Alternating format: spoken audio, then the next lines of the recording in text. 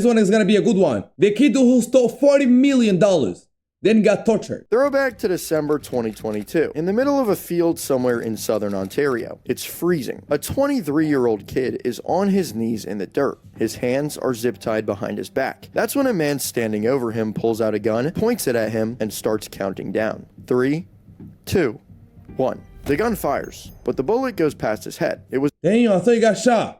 a miss on purpose. They're not trying to kill him yet. They want him to be terrified first. This is Aiden Platursky. A few months ago, he was living in an $8.4 million mansion, driving a $1 million McLaren, posting photos with celebrities. People called him the Crypto King. Now he's begging for his life in the middle of nowhere in this frozen field. And this is just his first night of torture. To understand how we got here, we need to talk about the $40 million that he stole from innocent people. Tell me that intro wasn't crazy, guys. We got a wild story to cover today, so Yeah, the intro is insane. grab your water, grab your popcorn, do whatever you gotta do. Sit back and relax and get ready, because this one is something to remember. So this kid, Aiden Platursky, was born in 1998 in a suburb about 30 minutes east of Toronto. He was a pretty normal kid who had a very normal upbringing. Around 2015, he was really into Call of Duty and figured out that he could use cryptocurrency to buy and sell in-game items on third-party marketplaces. That was his introduction to this world of cryptocurrency, and fast forward to 2020, COVID hits, everybody's stuck at home, and suddenly everybody and their grandma is getting into crypto and meme stocks. Because of that, Aiden starts trading more seriously with a few $1,000s here and there from family members, plus money he was getting from Canadian government COVID relief checks. And from the outside here, it looks like he had wild success. By December 2020, he had moved into a rental that costs $9,000 a month. Just a few months later, in early 2021, he's living in an $8.4 million lakefront mansion, paying $45,000 a month in rent. Not to mention the cars. Let's get into that. This kid had 11 owned vehicles plus 4 more leased. It was like a GTA garage, a $1 million McLaren, multiple Lamborghinis, a Ferrari 488, watches worth up to $600,000, $500,000 worth of video game skins. Not to mention when he was streaming and he casually mentioned that he had spent $150,000 on Legos. 150 grand on Legos, guys. So yeah, people are seeing this online as he continues to flex, and they start paying attention to this kid, because like, where did all this money come from? Well, behind the scenes, Aiden had started a company called AP Private Equity Limited, and he's telling people that he can make them rich, no strings attached. And people believe him, because, I mean, look at this guy's life. He looks legit. A bunch of articles also popped up online, like this one, that refers to Platursky as one of the most influential and well-respected traders in the game today. Here's another one with the headline, "Meet the young Canadian investor who is taking the world of crypto by storm." By the time everything was said and done, Aiden had received a total of $41.5 million from people convinced that this 22-year-old's investment strategies can make them rich. And well, almost none of that money was actually ever invested or returned. So what the hell was going on behind the curtains, and how did this kid's lie keep on going? This kid was basically full of crap. He told people that he could change their lives, took their money, and just spent it. And for a while, it actually worked. People saw the mansion, the cars, the articles hyping him up, and they kept on investing. But eventually, some of them started asking questions because, well, they hadn't seen a dime in returns while Aiden was out living his best life showing off online. At one point, some investors demanded proof that he was actually trading, and so he showed them pictures and videos of account statements from FX Choice, a foreign exchange brokerage based in Belize, and these screenshots claimed to show $311 million in assets under his company. But when one skeptical investor decided to verify independently and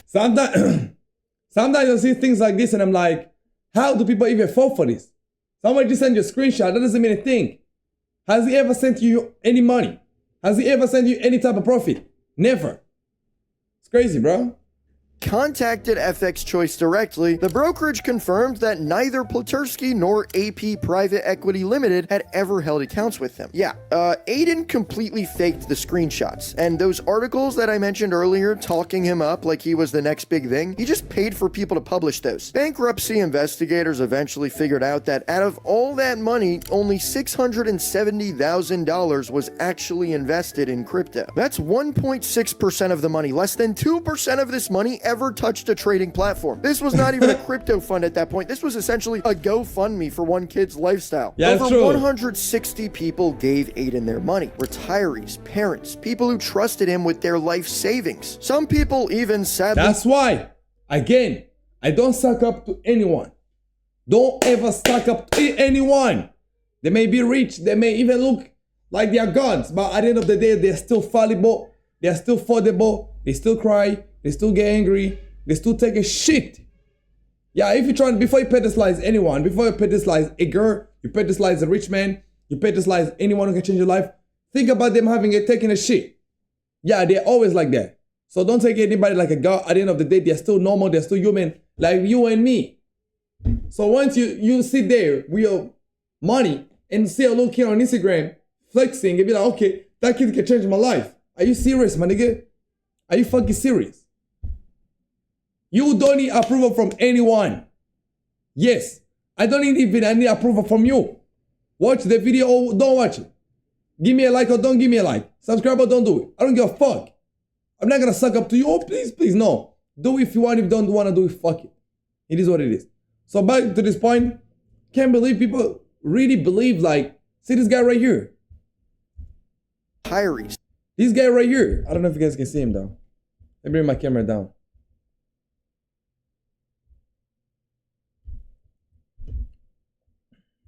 See this guy right here. See this woman right here. All these people see a little teenager. I don't know, teenager. Niggas in the early 20s. And they decided to trust him with their money. Their hard-earned money, bro. It's crazy. Parents, people who trusted him with their life savings. Some people even sadly borrowed against their lines of credits to give Aiden money. That means they're in debt for money that they thought was being invested. Meanwhile, he's on vacations, actively posting online, and even live streaming on Kick. He's showing off this lavish lifestyle funded by their money. And he only have 26 viewers? Nigga was in Uganda, that's cap. There's no supercars in Uganda. That's a totally cap. Live streaming on Kick. He's showing off this lavish lifestyle funded by their money. And it actually got me thinking about how most of us handle our money and who we actually trust with it. Which brings me to today's sponsor. Don't trust even this sponsor as well. Don't try this sponsor. Don't trust him. Don't trust him. It's gone. $50 exclusively through my link. Now let's get back to Aiden. Even as people started to realize they weren't getting their money back, he just continued to actively post and brag online while ignoring every single withdrawal request. You'd think someone committing this crime would want to lay low, but no. He's just posting away, flexing, streaming on Kick. It's ridiculous, actually. That being said, it was— Wait, this Kick channel still up? Let me see his Kick channel. Posting away, flexing, streaming on Aiden ADPTRS. Let me see if the Kick channel is still up.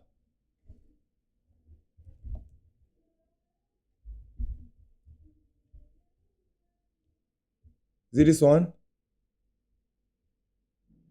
Damn, I see him though. The Kick channel is still up actually. Let me follow him. Yo. There's no clips. Oh, last week. All time. Let me see that. Nigga was a legit streamer though. Wait, let me see this clip, for example. I actually invested in crypto. So I invested in crypto back in 2015, and then I learned how to actually— Wait, talk about a crypto here. 3 or 4 years after I actually invested in crypto. So I invested in crypto back in 2015, and then I learned how to actually day trade in 2019, 2020. So 4 or 5 years after the fact. I was just buying crypto and holding it for the most part, converting crypto to crypto. Wasn't really day trading then. I started day trading and margin trading in the foreign exchange market and commodities in 2020. It took me 2 months. Damn. Alright, that's his Kick. Looks like this number is legit. I'll stream it to 26 viewers. Okay. On Kick. It's ridiculous, actually. That being said, it was really only a matter of time before he got caught. And for him, it was way worse than just legal consequences. In April of 2022, the first lawsuit against Platursky was filed. And to learn a little bit more about what was going on behind the scenes and what Aiden was doing with this money, some investors hired a guy who went by Mike. He was basically some guy who was hired to pressure Aiden into paying up, a fixer. Mike started disrupting his life, showing up places, and making things uncomfortable. And it worked. By May, Aiden moved out of his mansion because people kept on showing up to harass and intimidate him. But Mike also hacked into Aiden's cloud data, and that's when everyone finally discovered that the whole thing was a scam and that none of their money was actually being traded. Soon, the court froze all of his assets worldwide. The police kept on receiving complaints, and on August 9th, 2022, Aiden Platursky was forced into bankruptcy. But not everyone was satisfied with letting the legal process play out. This is where it gets really ugly for Aiden, so hold on tight. One of the people who lost money to Aiden was this guy named Gael Haywood. He was 41 years old, and he had invested $740,000 with AP Private Equity. Hey, yo, my boy trusted the kid, bro. You are double this kid's age. And you trust him with your money? 700K? I used to fucking stupid, bro.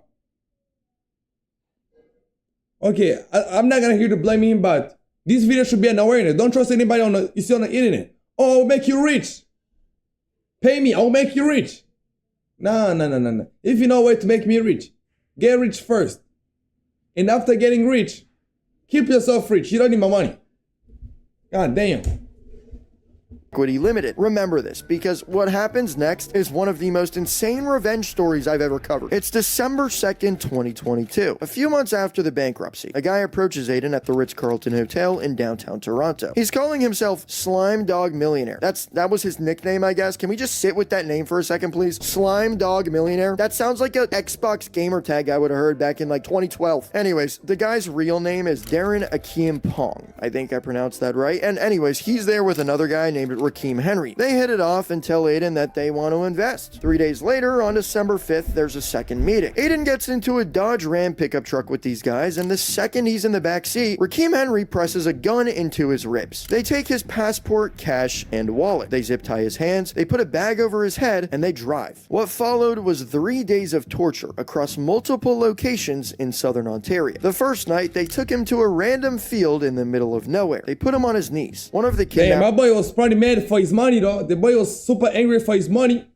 700K is a lot of money, bro. To see a little kid flexing on you and ignoring all your calls, ignoring all your emails. Obviously, you're gonna try to take the matter in your own hands. If you're gonna try to tell the cops, try to file a lawsuit, then you're gonna claim bankruptcy. And now, it's time for you to act like a man that you are. Do something. Yes, this is something they did. Do I support it? You should have avoided it for the first time, like not giving a little teenager money. But now you gotta play you gotta play the hand that you are dealt with. That's the life we live in, bro.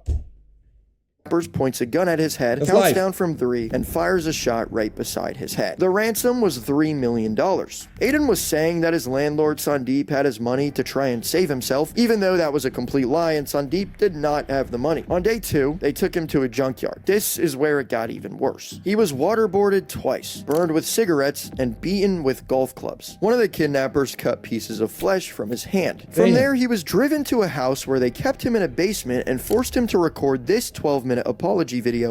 Damn, they ruined him though.